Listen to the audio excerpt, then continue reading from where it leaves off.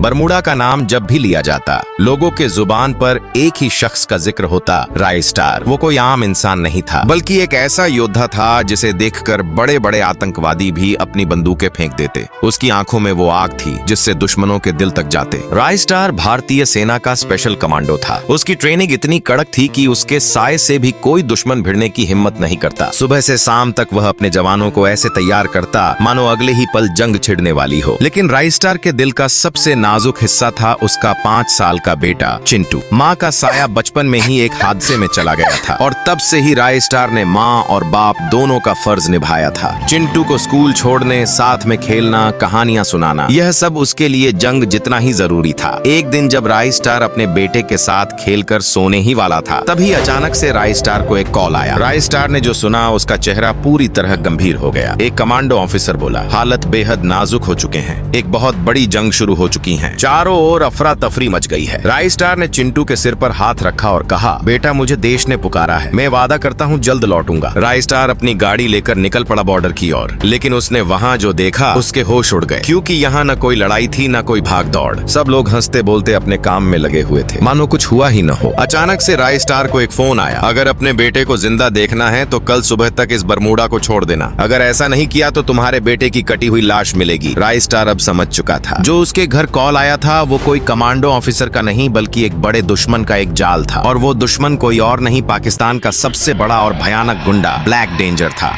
एक ऐसा गुंडा जिसकी गरज से पूरा बरमूडा हिल उठता। ब्लैक डेंजर का इलाका इतना भयानक था कि खुद यमराज भी यहाँ आने से डरते थे। सुबह होते ही राय स्टार निकल पड़ा भारी हथियारों के साथ उस पुरानी फैक्ट्री की ओर जहाँ ब्लैक डेंजर का अड्डा था, जहाँ चिंटू को भी बंदी बनाया गया था। लेकिन राय स्टार जैसे ही फैक्ट्री पहुंचा, सामने एक बहुत बड़ा और विशाल दरवाजा था जिसे तोड़ना किसी आम इंसान में ताकत नहीं है। राय स्टार अपने साथ एक बॉम्ब लेकर आया था। जैसे ही उसने फायरिंग की, पूरा फैक्ट्री इलाका हिल उठा। धीरे धीरे दरवाजा टूटता गया। जैसे ही दरवाजा टूटा, राय स्टार अंदर घुस गया। गोलियों की बारिश हुई, बम गिरे, चारों तरफ धुआं फैल गया। राय स्टार ने पूरी ताकत से लड़ाई लड़ी, एक एक करके उसने दुश्मनों को गिरा दिया। लेकिन अभी तक ब्लैक डेंजर जिंदा था। अब शुरू होगा एक मौत और जिंदगी का सबसे बड़ा भयानक युद्ध। जैसे ही पहली तलवार गरजी, बरमूडा की जमीन कांप उठी। धुएं के बादल धीरे धीरे हटते हैं और व्हाइट 444 जमीन पर लहूलुहान पड़ा होता है। लेकिन राय स्टार अब पूरी तरह घायल हो चुका था। वो उठने की हालत में भी नहीं था। लेकिन उसी वक्त एक टाइम बॉम्ब एक्टिव हो गया। राय स्टार ने बोला, बेटा तुम यहाँ से चले जाओ और अपना हमेशा ख्याल रखना, मेरी आत्मा हर वक्त तुम्हारे साथ होगी। राय स्टार ने चिंटू को धक्का दे दिया और दूर फेंक दिया। उसी वक्त बॉम्ब ब्लास्ट हुआ और पूरा बरमूडा हिल गया। तो दोस्तों, आप लोग एक सच्चे हिंदुस्तानी हो तो चैनल को तुरंत सब्सक्राइब करो और कमेंट में अपने नाम के पीछे जय हिंद लिखना मत भूलना।